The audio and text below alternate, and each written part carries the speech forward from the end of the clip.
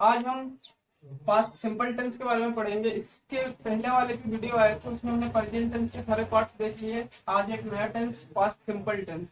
सबसे पहले अगर इसकी हिंदी में पहचान की बात करें तो अगर किसी वाक्य के अंत में या था, ई थी, उसके अलावा आ, ए, ई, ये सारी चीजें अगर आती हो तो वहां पे कौन सा टेंस हो जाता है? Past simple tense.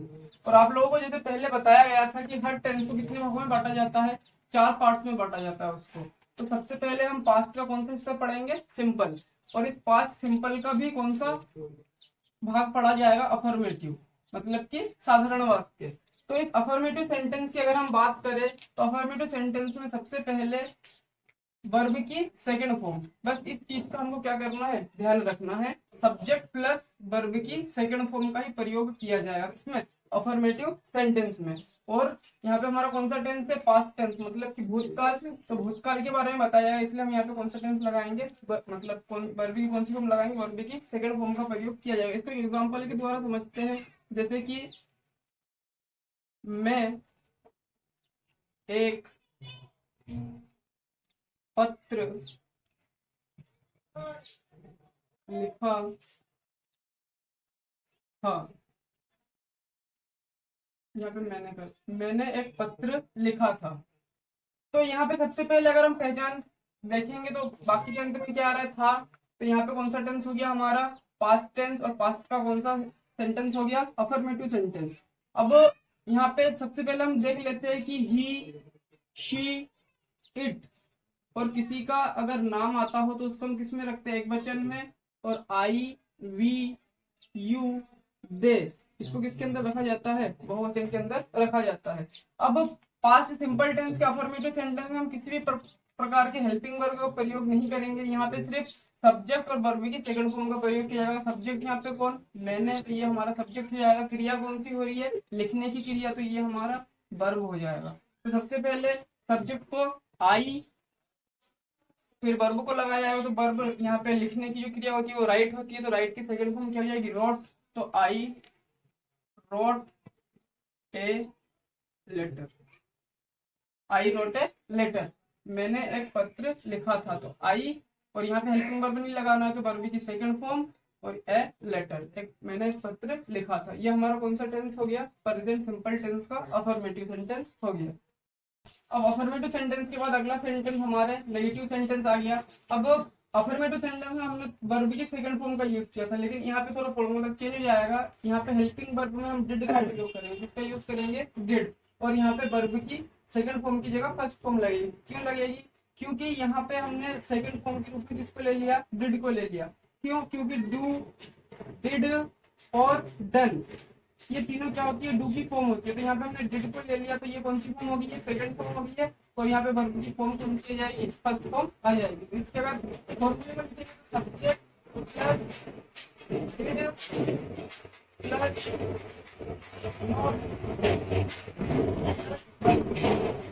First form plus subject. अब हमारे पास सेंटेंस के अंदर सेंटेंस हो गया सेंटेंस, इसलिए हम यहाँ पे क्या लगा देंगे? डिड के बाद नोट को जोड़ा जाएगा।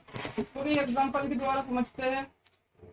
इसके एग्जांपल को हम इस प्रकार लिख सकते हैं, तुम बाजार नहीं गए थे। सबसे पहले अगर टेंस की पहचान करेंगे तो वाक्य के अंत में था थी आ रहा है, मतलब कौन सा टेंस हो गया? यहाँ पे पास्ट सिंपल टेंस। उसके साथ नहीं आ रहा है, मतलब कि नेगेटिव सेंटेंस हो गया है। तो इसके हिसाब से हम क्या कर देंगे? यहाँ पे इसको जमा देंगे। चाहे सब्जेक्ट एक वचन हो चाहे बहुवचन हो, हेल्पिंग वर्ब में किसका यूज करना है? डिड का यूज करना है। और डिड के साथ नॉट और वर्ब की कौन सी फॉर्म लग जाएगी? First form. तो यहाँ पे वर्ब क्या हो गया? जाना, ये क्या हो जाएगा? वर्ब हो जाएगा। एग्जाम्पल के द्वारा समझते हैं, जैसे कि तुम बाजार नहीं गए थे। तो सबसे पहले अगर इसको सब्जेक्ट को ढूंढेंगे तो सब्जेक्ट क्या है यहाँ पे? तुम। क्रिया कौन सी हो रही है? जाने की, तो ये वर्ब हो जाएगा। और टेंस हमारा कौन सा है? Past simple. पास्ट सिंपल का कौन सा? Negative sentence.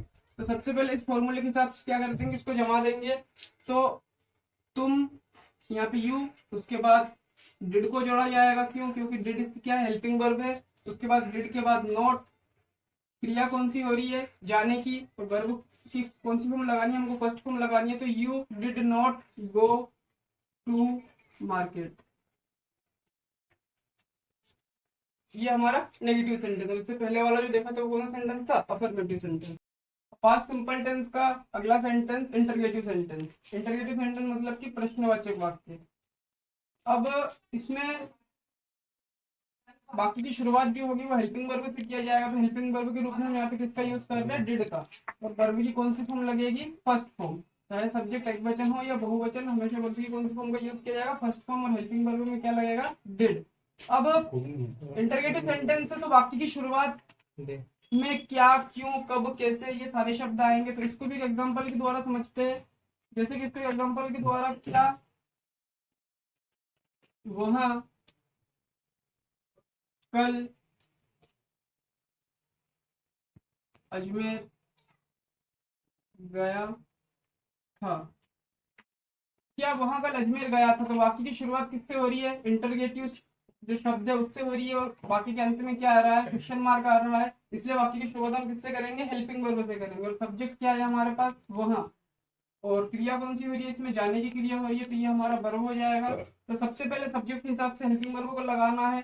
तो सब्जेक्ट यहाँ पे वहां, इसलिए हेल्पिंग वर्ब में क्या लगाया जाएगा, डिड। उसके बाद ही, उसके बाद क्या लगाया जाएगा, सबसे पहले हमने सब्जेक्ट के हिसाब से किसको लगाया, हेल्पिंग वर्ब। उसके बाद सब्जेक्ट। अब यहाँ पे डिड ही, क्रिया कौन सी हो रही है इसमें, जाने की, डिड ही गो।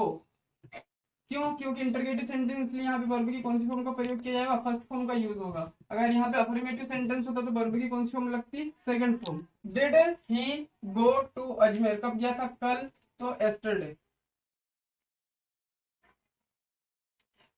और पीछे क्या जाएगा, क्वेश्चन मार्क। ये हमारा कौन सा सेंटेंस हो गया, इंटरगेटिव सेंटेंस। तो अफर्मेटिव, नेगेटिव और इंटरगेटिव सेंटेंस देख लिया। इसमें बस सिंपल सा वही चेंज करना है, जो अफर्मेटिव सेंटेंस रहेगा वहां पे वर्ब की फर्स्ट फॉर्म का यूज करना है। इसमें किसी भी प्रकार की हेल्पिंग वर्ब का प्रयोग नहीं किया जाएगा। और उसके बाद जैसे ही नेगेटिव और इंटरगेटिव सेंटेंस हो जाएगा तो नेगेटिव और इंटरगेटिव सेंटेंस आती है वर्ब की फर्स्ट फॉर्म। और हेल्पिंग वर्ब में किसका यूज किया जाएगा, डिड का। सब्जेक्ट एक वचन हो या बहुवचन हो, उसमें हम क्या लगाएंगे, डिड का यूज किया जाएगा। नेगेटिव सेंटेंस में डिड के बाद नोट को जोड़ा जाएगा। और जो इंटरगेटिव सेंटेंस रहेगा उसकी शुरुआत वाक्य की किससे की जाएगी, डिड से की जाएगी। क्यों, क्योंकि इंटरगेटिव सेंटेंस में जो वाक्य की शुरुआत होती है वो किससे होती है, हेल्पिंग वर्ब से की जाती है।